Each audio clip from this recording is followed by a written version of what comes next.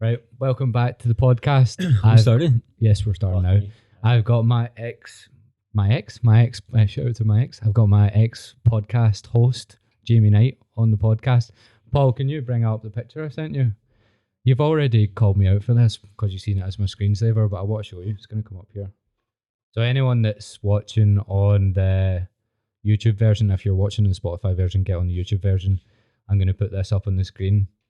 Right, what do you think that is? NFT. It's an NFT. It is. But what do you think it's called? Take a random name. So firstly, it was your screensaver, like, which is not a good sign. Like, I haven't seen you in 6 months. Like, you just press your phone. I see this, and I know it's an NFT, which is fine. Like, NFTs are grand, but it's your screensaver, so like you must be heavily into It's it. the only one I have. Do you know what it's called? An alien, like it's something from Futurama. No, well, I think it's called a goop. A goop. A Yes. goop. Have you heard of them? Yeah. Because I followed our mate Daniel got his. Yeah, so he's the So, one. yeah. See, I've not even told Dan that I bought one, but me and Maka bought one just when we seen, because our mate Dan, who used to do freestyle, has now turned into like just an NFT guy, and I bumped into like his brother in London, and he was like, "Oh, Dan's writing NFTs," and Dan was sending me like voice messages saying getting NFTs. So I followed him on Twitter. A week later, I've spent £700. So he sent you one to buy? No, I seen him tweeting it, and I bought this. He's also sent me the same voice notes. Has he? Like, I was wondering where like Dan went, so I just went on Twitter one day, like went on his thing, and he's obviously like past year been flat out. He's like became full on like an NFTs influencer. Yeah, he's basically an NFT influencer. So I decided to buy one. 700 quid. 700 quid for that. When did you buy it? About a month ago, or maybe like 3 weeks ago. Has it gone up or? It went up to like nearly like $2,000, and then it came back down to like what it was worth again. So like I'm hoping that it goes to like 10 grand. Man, I'll buy one. Do you want that? Let me know these things. Do you want that? 10 grand 10 grand right now. I'll give it a week. Pay for my pints. I'll pay for pints. Yeah, no, he Rare Pepes. So when I went on Twitter, he was massive into Rare Pepes, and he did like an airdrop thing, and he's like, I'm gonna send like 10 Rare Pepes to the first like 10 people who comment, Right. and I was like the 16th or whatever. But he's like, he saw my Oh, name. did you comment on it? Yeah, on Twitter. He hadn't heard me for like 2 years. He's like, he just DMs me like, Jimmy, what the fuck you doing on Twitter? And he's like, yo man, don't worry about it. Like, cause I missed the top 10, and he's like, yo, send me your like wallet address. And obviously I was like, what the fuck's a wallet address? So like over like the next 3 hours, I'm like Googling, like I set up like a wallet account, got everything. Like I found like Rare Pepe wallet, which is like just for Rare Pepes. Right. So I got an account there, like got my wallet address, like fucking like It's actually quite complicated when you've not done it, hasn't it? Yeah, it is, yeah.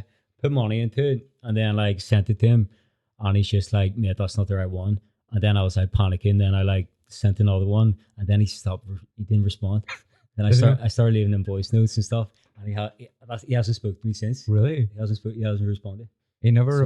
I never got the Rare Pepe. Like, I messaged him saying I'm gonna get into NFTs, and he never responded. So then I just followed him and just seen what he was posting. And it's like, right, I'll get myself a goop. Goops. It's so weird. I've no idea what. I've kind of cracked NFTs, as in I know what it's about. Genuinely, if anyone's like wants to do research into them, right, don't give a fuck about the fact they're like non-fungible tokens, or they're like this new all into Web3. What NFTs are, from what I've seen, is people will buy into one, then it's mostly on Twitter, and the ones that go well are if the people that are running it understand that, mate, it's like meme culture. It's like the ones that do well are when people are making loads of funny tweets about it. So this does really well because people see the fact goop is just so funny to say. Was a goop something before NFTs? Or like, so yeah, he's been drawing these before NFTs were a thing. So they have like a cultural like, yeah. So like you just replace background. Anyone that's got a goop just replaces any word with goop. Like they'll just be like goop night. I woke up this morning sitting next to the bird I'm seeing. There's just like good morning. Good morning. I just love saying goop all the time. So that is a nice name. See when I spent 700 quid on it, I didn't. This is the first of. You're the second person I've ever told Yeah. Well, man, it's pretty obvious. Like, And I only changed it to my screensaver like 3 days ago, and I was with the bird I'm seeing Lindsay, and I and I, sorry, can I stop you there? So like, I haven't seen Gav for 6 months. So obviously, we sit down, had a pint together like earlier today, and I'm like, oh, that's what's Lindsay doing? And he's like, yeah, yeah. Gets his phone out, and all I can, for a split second, I just see this, and I'm like, in my head, I'm like, that can't be her. Like, I'm like, I'm like, Gav, is that? Because I obviously didn't see it, but I just saw this like bald headed thing. I was like, is that Lindsay there? Trying not to slag it off. Then it's a good. the best thing about that is when she seen it on my phone, I hadn't told her about it. She was like, "What the fuck's that?" I was like, "It's my bird." Yeah, you're a freak. I know. I know. This is what happens when you don't see someone for 6 months. Like, I need you. I knew you'd get into something weird. Like freestyle football was weird enough. Like now you're in the fucking. I needed you to like. Oops. I needed oops. Good night. I needed you to, like, keep me grounded. I think. Well, I think I've grounded. What do you think about it? Like, if you were to give me your overall thoughts, in terms of an good NFT, investment. In terms of an NFT, like I think the name more than how it looks is good. Like Yeah. Goop, like it's funny, it's catchy. It's because you can just be like, what the thing they're saying as well is like, no matter what happens, like with the price, one goop will always equal one goop. True. So with 10 grand, Goop's a Goop. It's a goop. It's always a goop. No matter what it's worth, it's still worth a goop. Are you going to hold it? I think There's a phrase for that. I'm borderline. in NFT, I'm borderline in love with it. Like, border. yeah, it's just my screensaver. Yeah. The border between England and Ireland. Yeah, no, I might buy it off you. Like, I might buy one. Are there how many in circulation?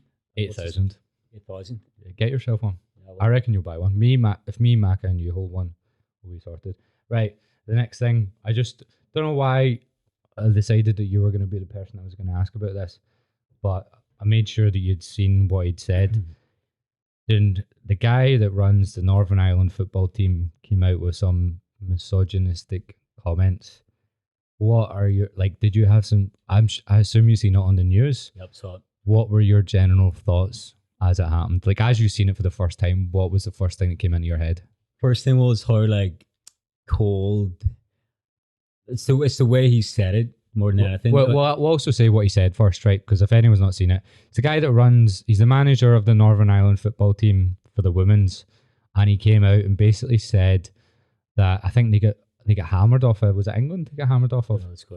They got hammered off of someone. And he's like, women tend to concede more goals in quick succession because they're more emotional, so they can't recover in time from their emotions. Something along those lines. So what were your thoughts?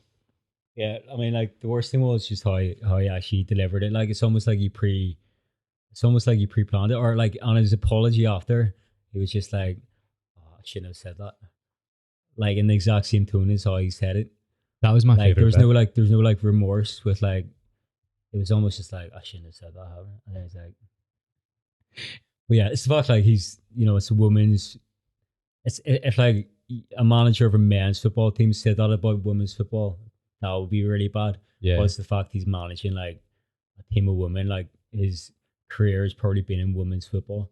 Yeah. So for him to just say that to like. Do you not think he just looks like, and Scottish people are very similar. He just looks like a very stereotypical Northern Irish or like Scottish 50-year-old. Like grumpy, yeah. With like really old fashioned thoughts. He just went, women concede more goals because they're emotional as fuck. I would love to see what happened after, like when he had to go back into the changing room, and like they're all like, yeah, because see, if I'm being perfectly honest, I don't think what he actually said was that bad, but it's just so stupid. No, but it's and his setting, like as in he now has to go back to his team. That he's just basically said, you concede. He's got a team of like 18 people, and he's just said, you concede more goals because you're more emotional. But it's like, where did he get it from? Like, what is even remotely the analytics of like the statistics of them conceding a goal and being like, oh my god, I can't believe it. Like it's like they're all sat down on the pitch like, oh, fuck me, I can't believe it. Can you believe that? Like just a load of bollocks. Like, yeah. Like you're so focused in a game of football to actually give a toss. Like you get over it. Yeah. And if you're remotely competitive, all you're thinking about is trying to score again. Not if you're a woman, apparently. Like emotional, like he was conceited. Where do you think he's put? Do you think he's just literally came up with that in his own head, or he's Or actually like, he's maybe went home something- and googled how often do women concede goals? Or like something's happened, like he's just got dumped or something before the press conference, or like his NFT's gone down in value. It's good. No, but honestly, like he, because it is like sexist or whatever, but there's actually no basis. It's not like it's sexist, but there's like factual evidence for it. Yeah, It's just a load of bollocks. yeah. I think he's just And his raging. apologies, like the best bit. He's just like, As he "Yeah, I came shouldn't have said that." out, yeah, but so he apologized after as he came out. He's made an official apology, but I don't think he's. I don't know. I think he's just written one. I don't think I've seen. He can't come Well, out and go he here. can't stay and not like, Jake has to leave. well, yeah, like resign, Mm. or like, yeah. I just thought it was hilarious. It was so bizarre. He just comes out and goes, "Women are more emotional and they concede more goals." Ah, fuck. Who were they even Fuck. playing? Or who was it? I'm sure they were playing England, or they've recently played England and got pumped off England. But England, I'm sure England pump everyone in women's football. Yeah. England and America are the best, I think. Yeah, Or USA. they were. I think Scotland are USA. getting quite good, but I still think England pumped them. Yeah. Yeah, I didn't even know who the guy was like before. Right. No, he's out. So a lot of people that are listening to this won't have listened to any of our first podcasts. So we done one called the Did You I podcast, where it was literally just us two on Zoom call during the pandemic. You sitting with your pugs, you could hear the pugs the full time. And then we done one when I was living in London called Make It a Real Job. We didn't really get into that. Good But concept. Really, actually a great could have concept. had legs. Like, Actually a great concept, but I've now all I've got to show for it is a neon sign that says "Make It a Real Job" that we paid £500 for. did you bin that? No, I've still got it. Do you want to have half of it? I would have kept it.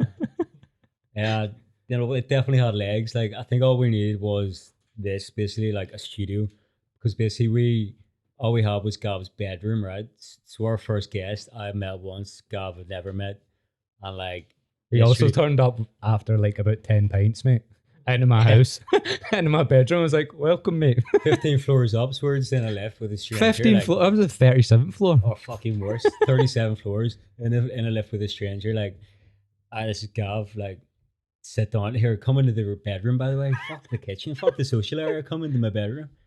And then, Just like, talk I had, around like, the wooden desk. researched so much about the guy, like way too much. You know, Yeah. I know, like, what he got on his, like, Greek GCSE, like, Yeah, so for anyone that hasn't listened to anything, which is probably haven't, can you explain what you do for a job? what I do for a job. Yeah. So I do, in a simple way of putting it, I do keepy uppies, more like professional way. I do a sport called freestyle football, which is basically the sport of doing football tricks, using all parts of your body. I've been doing it for like 20 years now, but I've been professional with it for the past like 8 years. And you've probably told me this before, but I can't remember. How exactly did you get into it? Fucking hit this question. So yeah, I got into freestyle. So I've never ever played football before for a football team, but like you, like a lot of the guys who did it, it was Ronaldinho on the Juega Bonito campaign back in like 2005, 2006. That initially got everyone like thinking about like the creative side of football, like the showboaty side of football. Yeah. So like back then I was, I think, like 12, 13. And like, yeah, I never played football, but I was just like fantasized by like this guy who was like, all the tricks Ronaldinho did on the pitch was pointless. Like he shouldn't have been doing it. He was doing it to A lot. impress people. A lot of the time, though. No, but are you talking about, because Ronaldinho used to basically make these videos for like Nike and stuff that was stuff that he wouldn't do on the pitch. But I would say Ronaldinho is my favorite player to ever watch ever. Like Yeah, with it. because of the skills he was doing, sort of thing. But he did used Yeah. to use it effectively as well. But I'd say he was my favorite player ever, Ronaldinho. He was, but if you weren't into football, you would love Ronaldinho, which was the first. Yeah. Like people who didn't like football were like interested by what he was doing, and he's the reason like freestyle football sort of got invented. Like, and then, but that same year, YouTube basically got invented, 2005. So that was the key. It was like YouTube starts, which gives everyone like Joe blogs an opportunity to make their own content. Yeah. Then this like quick beneath the campaign, like the skill side. That's Then all of a basically sudden, how we all like it became a thing, isn't it? We got felt like into we it. would all it wouldn't be a thing if social media didn't exist, because that's how No. we created like a community and then That's met how each other and all that. everyone met each other, and We used to just go random cities and just meet other people that had done it. Like the guy we're talking about that does NFTs now, we'd have just met him through yeah, like yeah, Facebook or YouTube or something, which is nuts yeah. to think I about. remember Isn't it? like, yeah, like the first time I met any freestyle footballer was in Dublin. So like I was having dinner with my mom and dad, and I'm like, mommy, see you on Saturday. Can I go down to Dublin to like meet these strangers, like to do a few football tricks? They're like, well, actually, my dad was like, yeah, it's fine. Your mum was And, like, "Have you lost your fucking mind?" Yeah, like who are they? Like, let me like, can I see their whatever? Like, and you show them like their YouTube channel, whatever. But that was sort of the weird thing about like the freestyle community. Like you literally knew someone really well purely because of all the videos and like you talked all the time. Yeah. But It's mad we had that amount of trust to go meet, like, especially when you were like, because you started maybe 16, but I started at like 13, 14. So I would go down to London and meet people when I was like 15, like just to go to a meet, which is actually quite nuts. Yeah, like literally go down on a megabus for 10 quid and then come back. I remember one time I got stuck in Birmingham when I was 15 and I couldn't get home. I was just stuck in Birmingham. My mum was like on the phone to the people. The guy wouldn't let me on the bus in Birmingham, even though well, you had the money. I know I'd got like a trip home, but I had to switch in Birmingham. So I got all the way to Birmingham. The guy was like, "Your ticket's invalid." I was like, "Mate, I'm 15. How am I getting home?" Did you have a beer? Absolutely not. Mate, I've not. Do you know I've not clean shaven since you told me not to in Krakow 7 years ago? Literally, Yeah. that's the last time I've clean shaved. Yeah, never do it. Like I Never still again. think because you haven't really aged, you're just like, yeah. If you went clean shaven, you'd look 14. Yeah, I would. I literally came out of that bathroom before we were going out in Krakow, clean shaved, walked out, and you just looked at me and went, "Never ever do that again." And I haven't. 7 years ago. So was that 7 years? 7 fucking years. But yeah, that's the mad thing about freestyle. Like just even to this day, it's still like that small of a sport. Really, like it's still like people just talk to each other over like online, and then you meet up maybe once a year or whatever. Like Yeah, and go competitions and shit. Right. what? So if you could as well, like just say over a month, what is your general lifestyle apart from the pints? Like work lifestyle, what would that look like? A month of Jamie night. What 2022? Yeah, before lockdowns or like after lockdowns, what would a month look like in terms of So- like your work schedule between schools and stuff? So like, we'll say like 2017, 2018 was probably like the funnest because in freestyle, like if you do it as a career, you basically do like commercials, you do like corporate events, you do like halftime shows at football matches, simple stuff like birthday parties, communions, bar mitzvahs, or you can do like school workshops and stuff. So like it's quite a wide contrast of really cool shit with Yeah. celebrities, or like you're doing Julian's bar mitzvah in Grimsby. So like it's Which quite you've probably, that's not even something you've made up. You've probably done that last week. yeah, Julian Walters.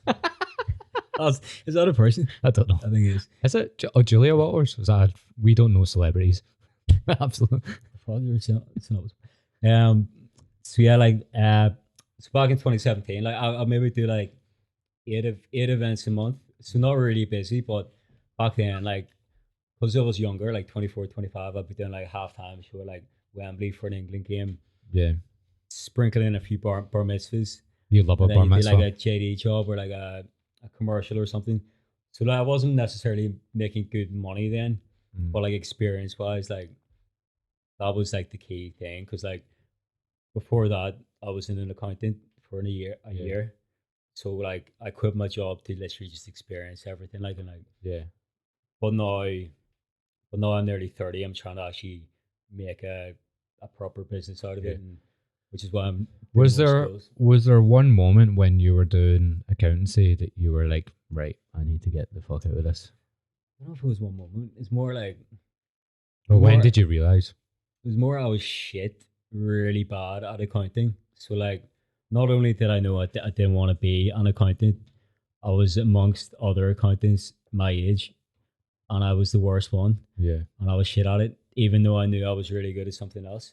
Yeah. But like those guys were like good at what they wanted to do, which was accounting. But you're basically like doing something you didn't want to do, and I was really shit at it. Yeah. If I was really good at it, I wouldn't have left. Probably, I would have. Did you, kept because going. you're pretty money focused as well, which I think it would be fair to say, did you see there being little potential for you to make as much money as an accountant if you, In accounting? yeah. Well, no, like it's like with any.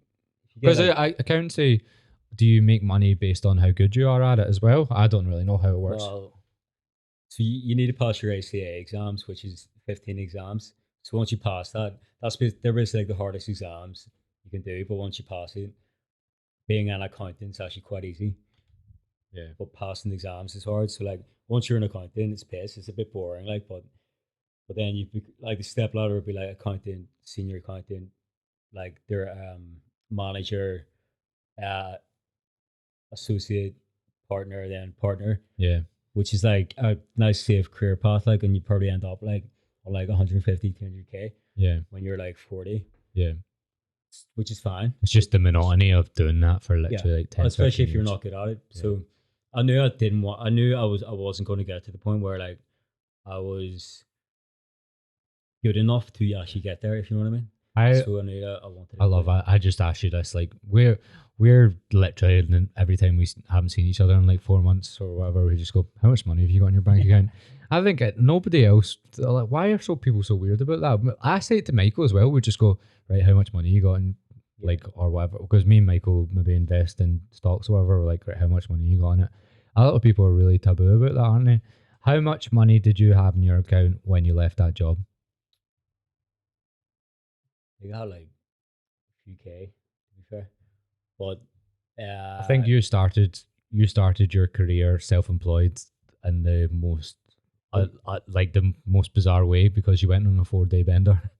Really? You went on a 4-day bender. Oh yeah, in, Well, my 21st was oh yeah, that was first. Yeah, my yeah. I 21st. went to Liverpool. You came at Well, my 21st in Liverpool and you didn't even bring a bag. You just came from the day before you'd been out. for 3 days. And you were like, it's fine, my company are paying me another like wage for the next month. I was like, that's not that much money. Oh yeah, that's right. But no, I don't think it's how much money you have when you leave. It's more like the fact I had no contacts in the thing I wanted to do. Yeah. So you know the way everyone's like, if you want to start like a side hustle, you need to build the side hustle up for 6 months and make sure that's making you just the same amount as you're making in your job. Then you go for it. I quit and I had no contacts or anything. Like, well, I had two basically. Yeah. And you literally went for a pint with the one you knew. You were like, here, mate, do you want to go for a pint? Damn wood. Is that how the bender started? Going out for pints with the people you knew that make it work? Went for 6 pints with Dan Wood, president of the Freestyle Football Federation, and then he was like, "Don't worry about it, we'll sort you out." I was like, "Sweet, Gav, you right, mate? You in Liverpool?" And I went up, but no, he got me off the mark. But like the key thing was that even though I had no contacts, I just knew 100% that you were like work. Good enough to do it. It was going to work. So like that's all I needed, and like I would just spend 5 hours a day on Costa. Yeah. Like, just remember the Costa days. Like, I would just sit there, like on LinkedIn, like messaging t-shirt companies and like whoever, like event companies, bar mitzvah companies, just trying to get off the mark. I remember, I've probably still got it in like our media on WhatsApp, just like random pictures of you whenever you got a job in Costa, just sending me a fist bump because you got a job for like, I don't know, 500 quid or something. Like, I remember, I would literally be in a coffee shop and I'd be looking at my spreadsheet, like my outgoings probably like 1,500 quid a month at that point, like rent and everything. I knew how much I had to make, and like I'd have £750 in my account, or like work booked in for the month. Yeah. And I'd just be there like, how the fuck am I going to get it? And then like a JD job would come up for £500 and I'd be like, yeah. And I'd just be like, oh my God, I can like get through the month. And that would be like the biggest win. Yeah. And I'd be home like, sweet. Just getting through the month. That was like 5 years ago. Right. Over all those years, say how long have you been doing it for? Like 6 years. I know this is a very, very tough question, but what would you say is the weirdest job or experience you've found yourself through that kind of work? Been loads. So Even if you don't have to cut it down to one, if you can come up with like 2 or 3. probably one of the coolest and the weirdest was a body doubled for one of the biggest actors in not Bollywood but Collywood. So What's that? So, but Bollywood's the Indian version of Hollywood. What's Collywood? so, The council Indian version. yeah, so Bollywood is like the north of India, right? Right. Collywood is the south. Ah. But Bollywood, like everyone knows Bollywood, but like Hollywood's like fucking massive, and body doubled like the biggest Hollywood actor, this guy called Vijay. I see. Like, so if you were to compare him to someone that we all know, Leonardo DiCaprio, So like in India, he would be like David Beckham plus Ryan Gosling. David Beckham plus Leonardo DiCaprio combined. Fuck me, that's some Plus a statement. Like- Plus a goop. Like And they'd be and he's got goops. It's probably a goop of Vijay, like Vijay goop. Beach goop. So you know, like Vijay is like he's like fucking King Kong, like. Yeah. So anyway, yeah, I got this inquiry, right? Not through my email, through my junk email, and like obviously it's a job in India. Got an email, right? You know, like got an email from like it was an Indian name Yeah. in your junk box, Yeah. and there wasn't like. Usually it's saying, can we transfer you £1 million? Yeah. And you're like, no. And it started with hello sir, like right. It was like hello sir, blah blah blah, like in broken English, like we need a body double for big movie star in India, like in my junk, and I ignored it. And then the next day I went back, I was like, fuck it, like they left their number, I just rang him, and like Straight, just like yeah, cold just call. didn't reply to the email because I'm like didn't trust it. Rang up, and then this guy answers like quite good English, and he's like, "Oh, Jimmy, great to get back. Yeah, we need someone like in 2 weeks' time for 2 weeks in India, the body double like quite urgently for this new blockbuster film we're doing in Collywood." And I had like a family holiday in Portugal, like that overlapped. So I quickly like rang the family and stuff, and like we agreed the fee, which is pretty nice. Right. I'm not going to tell you the fee because we're not going to talk about money. And then yeah, flew out to India. It was in Chennai. It's 40 degrees every day. And Horrible working conditions. obviously I'm in Northern Irish, like PST, not today, burnt. PST Northern Irish, dude. Like, so I went over, like, I'm like, in my head, I'm thinking, why have they picked me to body double, like, this Indian, like, Yeah. dude? Right? And I get there, like, I don't even think they must have looked at my website properly. Like, I arrived and they're like, obviously you're heard the white. accent too, and they're like, well, I assume they knew I was white, but they're like, I'm like, all right, lads, out there. Where's Carhartt? He's Carhartt, the guy. I was like, where's Carhartt at? And they're like, the whole production crew are like, who the fuck? Who the fuck is that guy? And then, yeah, so I had a full-time makeup team, like, who would follow me around every day. And it was 40-degree heat, so I was covered in fake tan. Had like a afro, like, Yeah. thing on, like moustache on and stuff. And because it was so hot, like all the fake tan stripping off me constantly, so I have this team running around who does speak English. So that was pretty random. Like, How much did you Yes. actually end up looking like him? did I look like him? Can you put off photos and stuff? I'll maybe see if I can put up a photo. Yeah, no, I'll do this. What time is this? Paul, how far out into the 29? Right, I'll try to remember that. Right, we'll put up a picture of you. Yeah. What? Give me the one So- of you. You've got one next to him, haven't you? Yeah, there's one next that I look nothing like at all. And then What were you? What were you doing? Like generally, like in the film, like what parts did you have to do instead of him? so like the film was 3 hours. It's called Beagle, BIGIL. If you will watch it, Watch it. It's 3 hours long. Like 3 3 hours. hour long Indian film. 3 hours long, and the only scene they wanted me for was this. I think it was like a minute and a half, right? And it was a 2-week shoot, so it's a 90-second clip, and it's in a football stadium. They built like a makeshift stadium I remember it. in 'Cause, Chennai. mate, right? I'm pretty sure I was traveling Asia at this time, and you were just sending me pictures as VJ, and I was Like- half steaming in like Thailand, going You're like, like, nah, it's not. I was like, if I took something, you just Not sending me happening. pictures of you in fake tan. Yeah, they built a stadium like everything for 90 seconds. And then I was only used in the 90 seconds for about 8 seconds. Right. But there was another, I was with another body double, this like American dude who was body doubling the same person. And he was like, Body doubling VJ. yeah. So could VJ just not do anything? No, so he's more of a singer dancer, like, Right. and he can't like kick a ball. But so the other guy he was basically body doubling for all the football scenes, like actually playing football. And then I was body doubling for Because you can't play football. I can't kick the ball straight. You can just keep you uppies. Just keep you ups. But there was like a freestyle scene that was like 10 seconds long, but I had to choreograph it. So like I was like, fuck it, like I'm in India, this is a law, like and I had to write down the names. So I was like naming the tricks, and it'd be like a neck flick 360. I would put on as like the neck tornado and stuff. So like the director's on the microphone is like, Jamie, do the neck tornado again, please.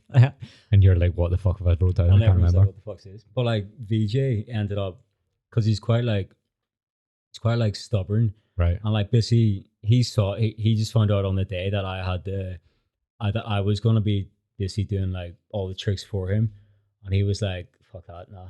Even though I've been flown out there to literally do this, like to do the tricks, and he saw me doing it, he's like, yo, fuck that. Like, he didn't say fuck that, but he's like, Yo, fuck that. hear me, fuck that. He's like, can you teach me?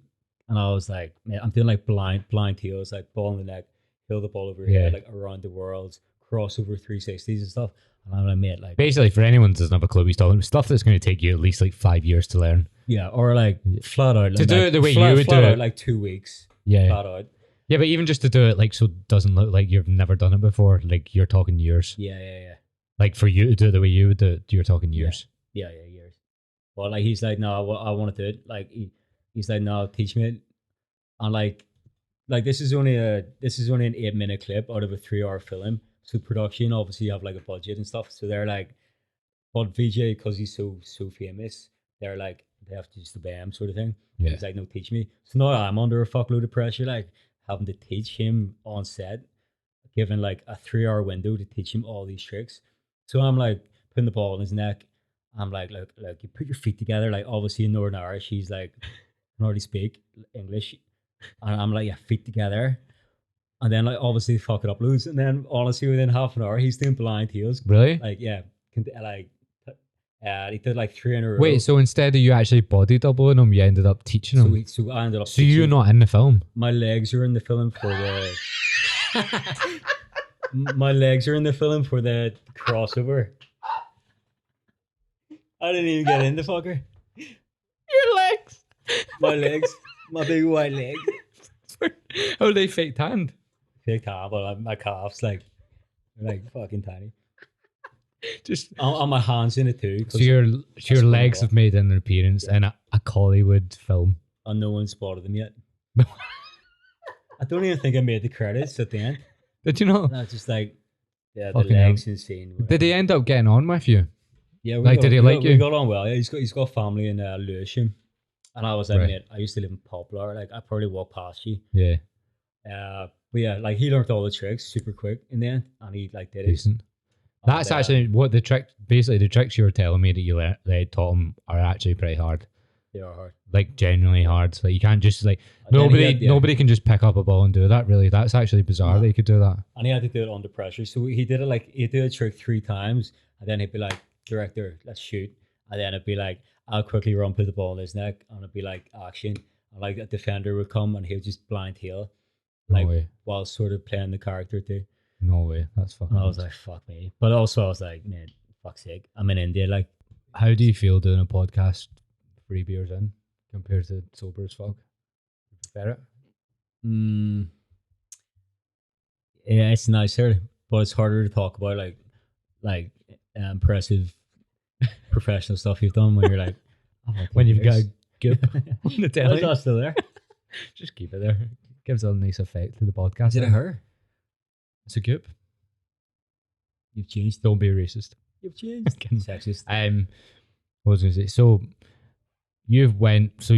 your job varies so much, and then you've got that part of it, but almost honestly, I prefer asking you questions about like the schoolwork that you do. So can you explain how your businesses sort of work? So Because you've got the crazy sort of side to it where you can literally be doing, like, explain what you done with Skillsy for a second, and then we'll go on. yeah.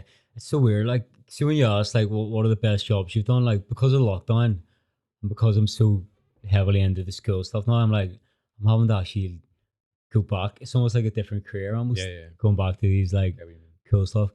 But I was the official mascot for Euro 2020. This guy called Skillsy. We'll get another photo up. Yeah, we'll get Skillsy. Which was class. Like, got offered it like 2019, like a year before the Euros. And basically, before I signed the contract, they invited me to try on the outfit. So I was like, they told me, like, it was basically like, look, we want you to do 36 performances of Skillsy all around Europe, like opening ceremony. Explain the idea behind it as well. So they were trying to, we'll get pictures of it up, but basically you were the mascot, and it was like the same, if you can imagine the Stig being the driver in the Top Gear and nobody knows who he is, you were basically that, but you were a freestyler. So if you look at every single Olympics, World Cup, Euros, you have the mascot, like it's the guy you see everywhere. And all the adverts, the face of it. You were basically the face. Yeah, the face of the Euros, basically. But not your face. But not my face. My face inside was like it. But yeah, so for Euro 2020, we were like, no, we want the mascot to actually do something, like do tricks, do freestyle. So firstly, it was like a massive step for freestyle football. Like, they're picking a freestyle footballer to be the face of the Euros, which is class. Like, the whole sport was buzzing. Actually, no, they weren't. I was fucking buzzing. And they invited me to try on the outfit, the costume, before I signed the contract in London. So went on and put on the outfit, put on the head, put on the body. I couldn't see my feet. Right, which is an ideal for doing tricks. Couldn't see my feet, but I hadn't signed anything, right? And I already know they want me. Yeah. So like, why? Well, generally, like, why did they specifically want you when you can't see what you look like? Do you know what I mean?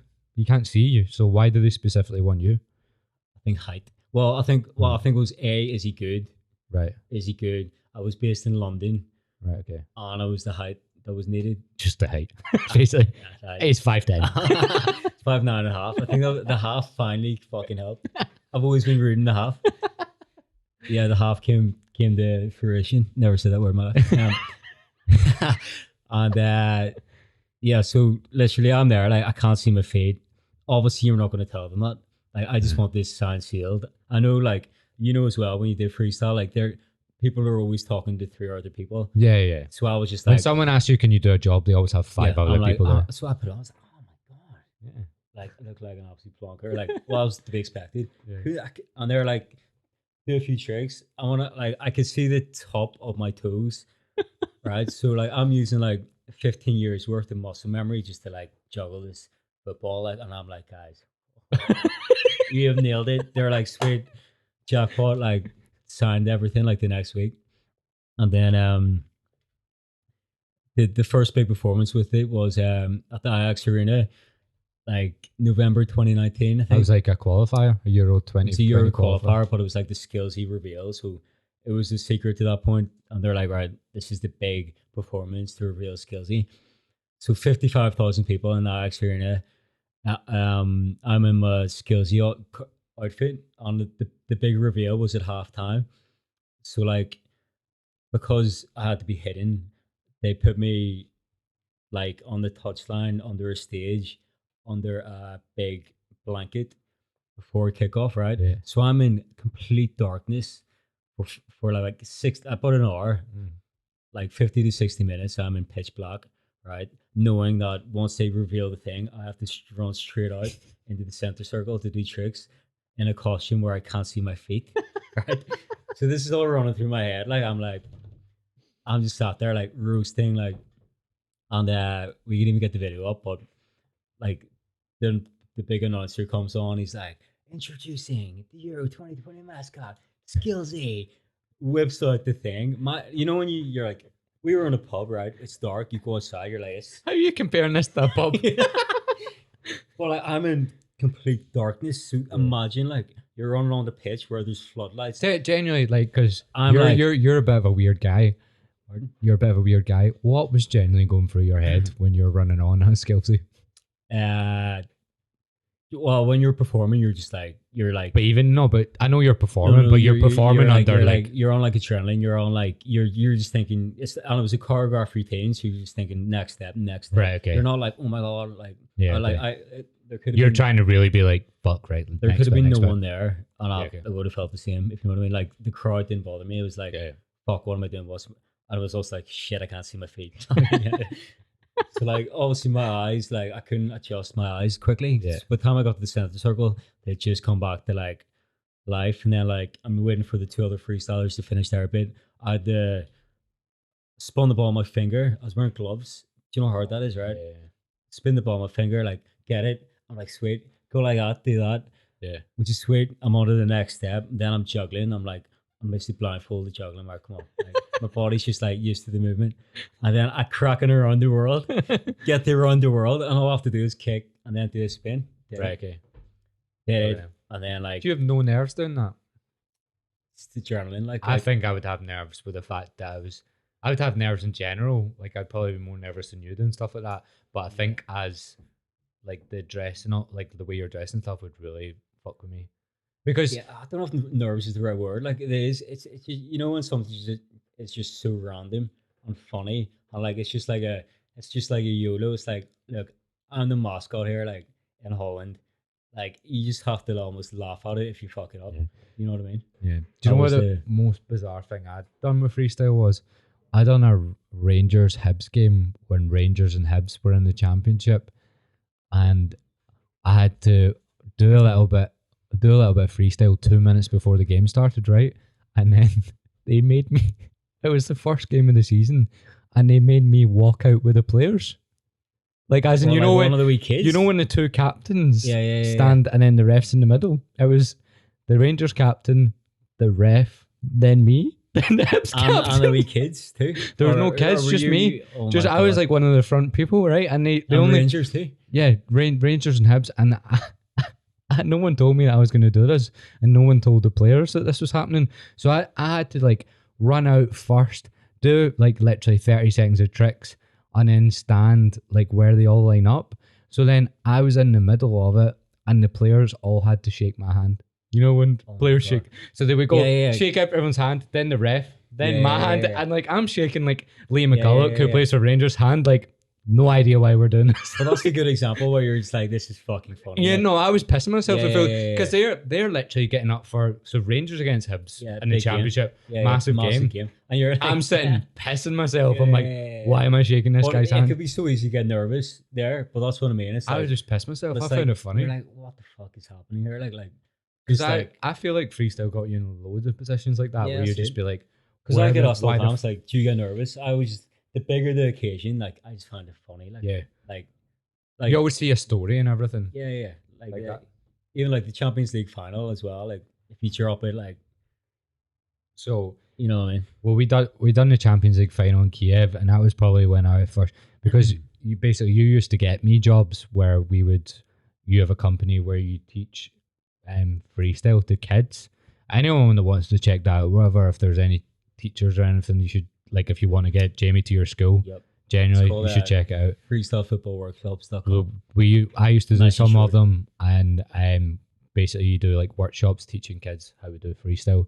So Jamie runs that. But the first time when we done that Champions League final, when I first went to do them, the jobs that you gave me, I didn't realize how much lies I was going to tell. So like kids, Lies. yeah, kids literally would be like, "Who's the most famous person you bet?" And I'd literally be like, "David Beckham." Never happened. But I thought I was the only person doing that. And then we went to Kiev, and you were like, "So what did you tell the kids?" And I was like, I've met David Beckham, and I'm going to be on the telly in the Champions League final. When we done the Champions League final, we weren't on the telly. We were doing like an event at it, and like you were telling me that you tell all sorts of lies. Well, yeah, no, they're white lies. Like, Yeah, small they're not lies. straight up lies. It's more like, it's like I've been in a commercial with Messi. Correct? Was he there? No. I was in a commercial with Messi. right? If you say that quickly, the primary school class, who's the most famous person you've met? Did a commercial with Messi. Correct. True. They're like, fuck, oh my god, he's met Messi. Right? That's so wild. But what actually happened? I was in Borough Market in London dressed as a construction worker. And And you had Messi, to basically everyone kicks the ball from one country to another. Messi was about 10 countries behind me. Like, fair enough if it was he's kicking it straight into London, like I'd be like, oh man, No, Messi's passed you were 20 seconds away from I was Messi. like 20 countries, mate. It was in 3 Spain. times since. So what do you think's like the biggest? That's white lies. What's the biggest lie you've told? Like, what's your go-to lie that gets people? So yeah, really like okay, you. I've got one. Actually, it's my keep you uppy record. I actually had to double think there. I was like, it's not a lie because I believe my lie. I'm like, no, you have done 15,400. No, I haven't. I haven't done that many. And I'm like, I hope no one's watching that, but like, I'm like, basically when I go to teach keep you up, he's sitting down. I'm like, all right, class, got a challenge. And they're like, Yeah. I'm like, if anyone here can guess what my keep you uppy record is, I'll give you this 140-pound football and I'll hold up my Champions League ball. And they're like, and then I'm like, right, I'll give you 10 guesses. I'll give you a clue after 5. And they're like 16. They're like, and I'm like, no higher. They're like 96. Gets up to like 1,000. And I'm like, way higher than 1,000. And then like the max is like 2,500. And I'm like, 15,000. Have you ever? So you've never gave the ball away? Huh? Nah. Well, no, sorry. Has someone never bad. just went? It used to be 15,000 stupidly, and one kid was like, after 3 weeks was like 15,000. I'm like 15,200. Unlucky, man. Give him a clap. And the kid's like, This is worth 140 quid. Absolutely not. we have 15,400. But I believe that, but it's not. Yeah. So that's probably the biggest one. You can get I'm away not with. gonna share this on my story. You can get away with a little white lies, though, can't you? Yeah. Well, yeah. Like as long as the whole thing's mostly like correlated, like Stuff what's you've actually done. happened. Because, like, for example, when we were going, so when I had done like 2 or 3 schools for you before we went to Kiev to do the Champions League final in 2018 or something, like, I fully told everyone that we were going to be on TV. I was like, look out for me at the Champions League final. Schoolboy. We were literally, I'm never going to see them again. You might see them the next year. I'm never going to see them again. They're just like, look out for me on Champions League final. When realistically, we were in like a warehouse in the middle of Kiev. It's in Kiev too. What? It's mad. It's in Kiev. Yeah. Like that's like the new like, you know, with the war. Like, Did you so you know what I'm going to ask you? no. When the war was announced, you posted a video. Oh of yeah, you I did. Mate, see, I have Paul, an Instagram addiction. see when the war was announced in Kiev, we had like video clips. Oh, not in Kiev, sorry, obviously in Ukraine. But we had like clips of us doing tricks in Kiev. And you just uploaded one in the middle of Kiev. And mate, it looked like a ghost town because nobody else was about. And you just uploaded it on the day like the war was declared. And I was like, what the fuck are you doing? No, when I got declared, it wasn't like this war. It was more like Russia's invaded. I was like, fuck it, here we go. I hope everyone came safe. Okay, everyone look at me do tricks. No. I Sorry, got lose a hate for that. No, Like, yeah, no wonder. What was your see the way you're saying? I just was like, oh, like hope everyone's safe in Kiev. Here's me doing some tricks. What's your motive behind that? What were you expecting the I outcome saw of a being? few other people do it. Like I saw like some like skipping girl be like, hope everyone's fucking safe. Or like she cracks open one from Ukraine. I'm like, right, I'll do one. But as it developed, I'm like, but it is mad though. Like we were in Kiev. 4 years before the war. 4 years before the war. Yeah. Mental. We could have But died. like our mate John Wedden, Ollie Hayes, he did like a communion in Syria. But you know Syria, when you say Syria now, it's like fuck the war. But he was there, like And it's fine. doing a communion. Pretty mental. What were we talking about? But honestly, mate, because it was Macca that showed me it. Because the war was announced when I was at our mate's Macca's in Madrid, and he was just like, look at what Jamie's posted. And the video is literally like there's nobody else in the background, so it looks like It's right now. It looks like it's in the middle of the war and it's just you cutting about. That was after the women's Champions League final where we had 6 pints that we turned. We were on our fifth pint. And I was like, but we were both like, I'm wavy. I'm like, Gals, you're a lightweight. I knew you're a lightweight. Gals sat there like, check the bottle, 0.1% alcohol. Non-alcoholic beers. Mate, that's a fucking scam. Like they should see if you're at an event and you're wanting to drink at it and they're only selling non-alcoholic beer and you ask for a beer, they should have to say to you, these are non-alcoholic. Because because they had a blue cap. I think now the blue cap is quite like symbolic for just anything blue on alcohol, just leave it. I've not noticed that. Like genuinely, I've made the same. You know the Heine's, the Heinekens. Yeah, they're blue. They're non-alcoholic. I've genuinely made the same mistake like 10 times now, where I've bought non-alcoholics. Yeah, like I fuck it all the time because I always look at the price. I'm like, oh, they are quite cheap. Why are they? And then I realize they're cheaper because there's no alcohol. Do you think after all of what you've experienced in the last 6 or 7 years, you could keep burping because of write a book? Do you think you could go back to any sort of like normal job? No. Never? Nah. No, I don't think I could. And it's because I've never done it. Like, I started, you've heard this before, but like when I was 16, you know when you get, 17, and your mum and dad are like, you need to make your own money. Yeah. And then my dad's words are always, be self-sufficient. Yeah. That's what he says to me. I think Google like sufficient. So my mom was like, go to the job centre. So me and my mate went to the job centre. I've not heard you say you went to the job centre. Yeah, me and my mate, old mate from school, went to the job centre. You know, like the classic kitchen porter. Yeah. Like do the dishes. And I like read it. It was like, porter, what's that? Like, all right, clean the dishes, $4.50 an hour. And then I'm like, I looked through everything. I was like, fuck that. I went back home. And then my neighbour, she used to play the violin in town.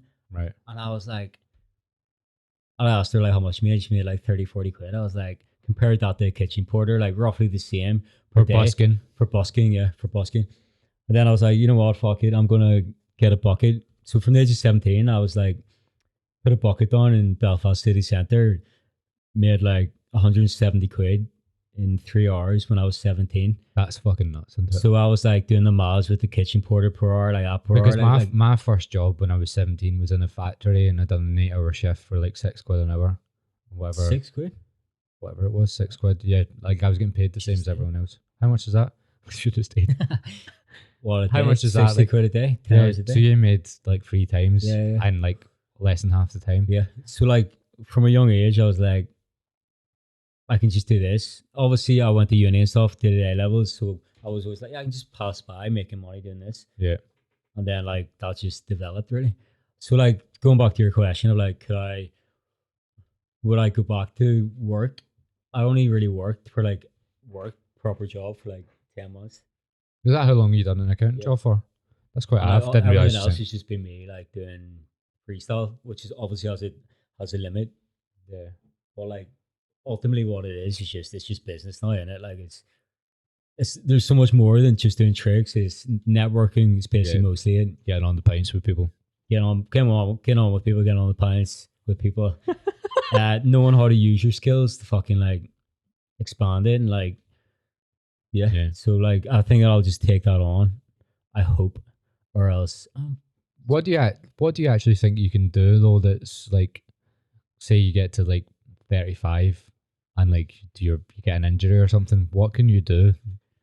Because all your work involves you fucking doing skills, and it's not like a comedian or like a motivational talk, like someone that does talks or whatever. You need to be as fit as like a footballer. So what could you do if like you got injured or something in a few years' time? So I don't think I'd do it past 35, to be fair. But I used to say that when I was 25, about 30. But I generally don't want to do it. I know you're nearly 30. I generally don't want to do it past 35. Just like a footballer won't really pay past 35. Obviously, they make loads of money, like, but, or like, generally, if you're, the reason you can do it till you're 35 because you're fit enough to do it. So if I'm fit enough to do it, I'll keep doing it. But I don't want to do it past a certain point. But it's so easy for you to be like, oh, what are you gonna do? Like, you know yourself. It's like, what are you gonna do when you're 40? It's such an easy like Yeah. thing to say to someone who's doing well at something very niche Yeah. and like random. It's so But easy to then, be like, oh, what are you gonna do, mate? but Like, even then, so are but you like genuinely not even I'm just focusing on now? the next 2 years. There now? The now. I'm just trying to smash it like as much as I can, because the most annoying thing in the world that could ever happen is when I'm 50 to be like, why the fuck was I worrying so much at 30 about what's going to happen at 35 or 40? Yeah. Because chances are when I'm 50, shit's probably going to be okay. Like most, like touch wood, like, Yeah. you know what I mean? Imagine being 50 being like, why was I freaking out at 29? Yeah. You know what I mean? All I can do is just smash each year and like work hard, like, and But even then, as you mature, like if I have like a family or like get married and stuff, as long as I'm like continue to save and be smart with the money I'm making and stuff will come into my head, like business ideas or like I could even. But have you had anything that you would think about? Like, what would you do? Well, I'll call it my school business that I could easily expand. Man, how would you do? How would you do that?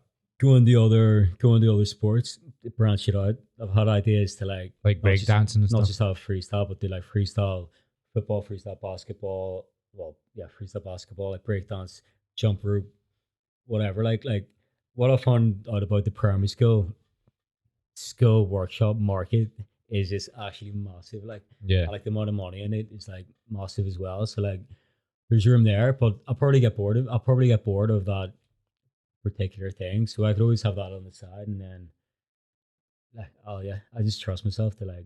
Think you would ever run a business with like employees under you, like an agency or something? Hopefully, yeah. Would you like? Think you'd like that? I think so, yeah.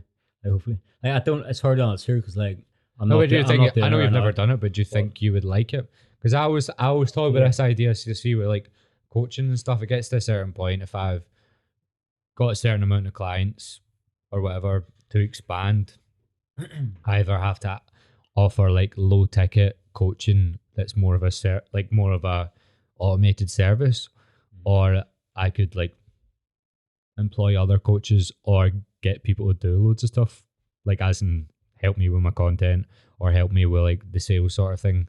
Yeah. And I just don't know if I could like having someone work for you. Yeah. You're then managing someone. I'd find that pretty hard as well, I think. But I think everyone feels like that until you just do it. Yeah. And then you're like, fuck. Like it's a completely different thing though, isn't it? Yeah. It's like you now need to rely on someone. Depends what your business is, I suppose. Like, because mine's still more like I just love doing it myself because it's a business that I'm passionate. I am it. Yeah. Actual thing, if you know what I mean. It's the same with me. I'm the thing. Because like mine isn't just pure like make as much money as you can business. It's I'm doing something I enjoy and I want to monetize it as best I can. Yeah. Like I suppose if you want to do a proper business, you probably have to be half passionate about the actual business and then half passionate about the money. All you want to do is just have employees who do everything. Yeah. You know what I mean? So, but yeah, I think it's like a maturity thing. Like as you year by year, like you'll just. How do you find even having, so like you have other people that do some of the school workshops for you and stuff, how do you feel even just like trying to organize that and stuff? Do you find that stressful at all? It's not stressful because it's like really easy. It's more because you need to find people that are reliable. Yeah. Because if someone doesn't turn up for a job or something, it's on you, isn't it? It's not on them. Yeah, it's on you. It's not stressful. Like the way I've got the business set up, it's mostly more like I'm on the website, it's more like the school's booking me, like Jamie night sort of thing. Yeah. It's more like when I get booked up. So like it's easy to put them in, but if anything, when I'm emailing schools and I can't do it, I'll be like, oh yeah, here I'm busy. You've got Stephen or like whoever. Yeah. And they'll be like, oh, what? Like, because everywhere is my name sort of thing. So like, if I had it properly set up, it'd be quite easy just to. Yeah.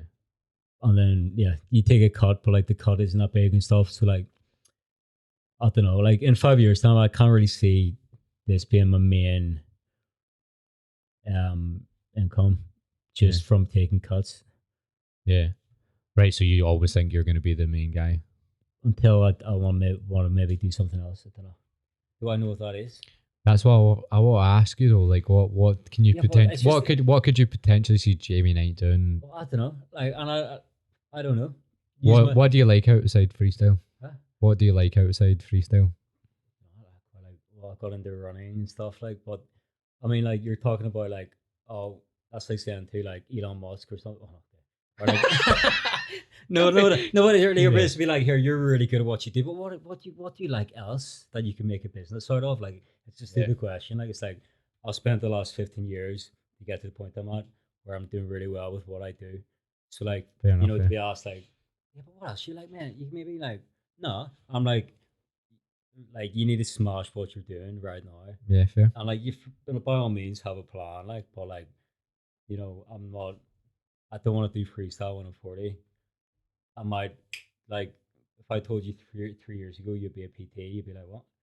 A year fair. later you're a PT. Where'd that So come from? Where'd that come from? But this is why I'm asking. Where'd that So come from? Maturity. It's from meeting people, networking, building connections. Oh fuck, you're doing that. I might get into that actually. So my like in 5 years time. I think that's what would it. If you didn't want to do freestyle, I think you would have a pretty easy time just like branching off of all of the connections you've made. As in, like you would maybe just set up something with someone you've met. Definitely, like yeah. But I don't know what that is because no, I know, but I'm like knee deep in my full focus is what I'm doing. Yeah, and like I think that's like if I was like struggling, then I'd be do you think that's what else really am I into here? Like this is like. Do you think that's really important for your type of work? Like to be full on balls deep in it, not buying NFTs? If anyone's but by all means have interests. Like people like when I go into schools, people are like, "Oh, do you practice constantly?" Obviously, when I talk to the kids, I'm like, "Yeah, I do." You lie. I don't. Yeah, I lie. Like I don't practice like because I have other interests. Like you say, like they're not necessarily business interests, but like, I love golf. I love running. I love like going out mates and whatever. Like. Obviously you might love NFTs. Goops. But like my work, yeah, you need to be like knee deep. Yeah. you're knee deep in goops. Basically get a goop. Yeah. That's what from the last 10 minutes of the conversation I've learned that we need goops. The goops are gonna would you buy one? But what about you? Like in 5 years, do you think like because of like I know right now you're like so knee deep into the PTing. You thought that like you're more passionate about PTing right now than I am about freestyle. Probably. But 6 years ago, I'd probably be in the same level of passion. So like this is what I mean. Like maturity is you hit a point where you're like, oh man, I love. But I do think about it because like I think, well, I'll be working on the gym floor for a while and then doing one-on-one, and I always look at like what other people are doing. So like a lot of people set up like the memberships and stuff where you say you pay 20 quid and it's like you're just following plans. I don't know and then there seems to be this route of like PTs that go from coaching people on the floor, then online, then they end up coaching coaches how to get clients. Yeah. And I don't really want to do that. I don't really want to coach coaches how to coach. I would maybe actually coach. One thing I would maybe do, and I'm not even good enough to do this, but just say in a few years, I would like, there's nothing really that I've seen that teaches coaches how to actually help their clients the most. So it's always sales. So when it's like a coach, like someone that's going to coach a coach, it's like coaching them how to get clients. It's like a business mentor, like not actually how to be a good coach. And if you're good at coaching, you'll get clients. Like even if on the floor, if you're good, like you get all of your work's referrals. Like you do a school and then they book you the next year. They don't find you again on social media. They go, fuck, he was good. Let's get him in next year. Or they go, fuck, he was good.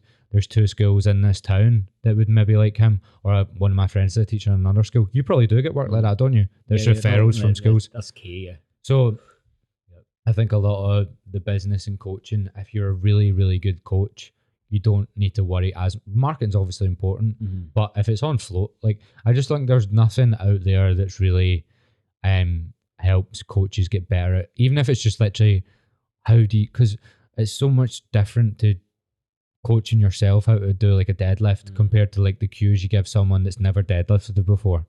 Just because you can deadlift doesn't mean you can teach someone that's never deadlifted before a deadlift. There's more to just the instructions. And there's even things like you, like, are you nice to them? Even we went to the gym earlier, I would only give you like 2 things if we were like, you don't really deadlift. When I talk to you, I only give you 2 things because I know if I say like 10 things, you're like, I've no idea what he's talking about. Same with you I'll teaching. be like, man, fuck off. Yeah. And same with you teaching kids. You literally like, it's so ingrained in you now because you've done it for ages that it's like, I just need to say to them, look up when they do a neck, I'll bounce on their neck and they've got it.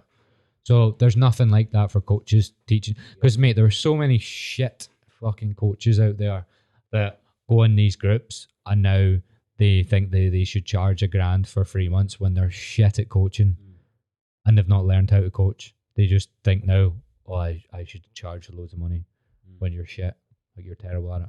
Someone would charge me ask me for $1,000, I'd be like, give me your CV. Like, Yeah. I'll be like, right, I'll justify this, please. There's Sure. there's loads of coaches charging crazy money. Yeah. Well, Like- there's obviously a market for it. Like, Yeah. But like a lot of it's ripping people off. Like, well, it just what's is. like the worst experience you've had with one of your like clients? Like, worst. it's Oh, I've had quite a even, lot. Like, have they come on to you or anything weird? I've had a few people. Not like, I wouldn't name names, but I've definitely had people hit on me. But that's not that bad. Like, you just That's pretty common. it's yeah. over WhatsApp. So if someone hits on you over WhatsApp, like, they're not near you or anything. So you just laugh it off. Do you know what I mean? Like, it's not the same as if they were on the gym floor and they're like try to stick their hand down your pants. That's different. That's fine. But I think you get really, and you're probably the same. See, if you had a client that sounds like an absolute nut job and they're not giving you that good a fee, you're probably like, I'm not doing that. But I've definitely had people that you can see, but now I can see straight through it, like on the application form. I'm like, you're probably really annoying. Because I always say this to people, like, people message me going like, why the fuck did you not reply to my application form? I'm like, that's why. Because you probably said something like that in it. And you say, no, they're like being a cunt. They're being a cunt. Yeah. I'm like, why would I take you on? I have to listen to you for 12 weeks. If you're being a cunt to me, I'm obviously not going to take you on. Do you know what I mean? No, they're oh, they're like, I'll be your worst client ever. I believe you. Fuck off. Yeah, That's the way I look at it. I did a skill like, I think 3 weeks ago. Did a skill and at the end of each workshop, I'm always like, has anyone got any questions? Like, so when I go into schools, each workshop's like 30 minutes. So I'll do a 30-minute workshop with each year group. So it was the last class of the day, like this year one class, like 5 or 6 years old. I'm like, guys, did you enjoy that? Anyone got any final questions? And then like one of the kids like, oh, what was your first trick? I'm like, oh, the fucking neck flick. And then they're like, oh, what year did you start? I was like 16, learned my first trick at 10, Ronaldinho, blah, blah, 16. Yeah. Gavin the spiel. The spiel, I'm like, The spiel of lies. white lies. and then like I was like, all right, time for one more question. And then like there's a wee cute blonde girl like at the front. I was like, yeah, you there? She's like, are you gay? Completely sure face. She's like, are you gay? Yeah, like she's lost something. Like, Yeah. and like I was like spellbound. Like, What did you say? I couldn't speak. I was like, I'm like, it offended me a bit. I'm like, because when you speak to young kids, you're sort of high pitched. Like, Yeah, you do the voice that everyone does to someone that's really and I was young. like, fuck, have I ever done it today? I'm like, hi, Kenny, are you alright? Which it probably was. Yeah. And she's like, but like she wasn't joking. She's like looking at me like generally Just want to know your curious about sexuality. my sexuality. Like, and then I was just like, really. What I did you couldn't say? speak. Did you I couldn't say speak. yes or no? Or? No, I was like, looked at the teacher, and the teacher's like, and then she came up. She's like, right, guys, that's the end of the class. And then she came up. She's like, I'm really sorry about that. And I still look offended. So the fact that I looked offended, like the teacher is probably like, fuck, maybe he is. Well, the worst What thing did you say, teacher? I'm not. No, Listen, well, I'm not. The worst thing is the kid never got the answer. Like, Yeah. Well, no shit. What is the answer? well, no, What is the answer? no, shit. But now when I teach year ones, I'm like, all right, kids, how you doing? Like, right? Right. On that note, I think we are gonna end it here. We're going out in Glasgow, going out to the West End. I've got this tradition of showing people from Belfast the non-Glasgow part of Glasgow in the West End, and we're gonna go out. Also, I kind of need the toilet really badly. Where can people find you if they're gonna look you up to see some of the Collywood antics that you've got? Instagram's Jamie Knight FS. School workshops, freestylefootballworkshops.com. If you're looking for anyone to do a workshop, schools or football teams or anything, hit them up. Been a pleasure, son. Cheers, mate. West End, what are you saying?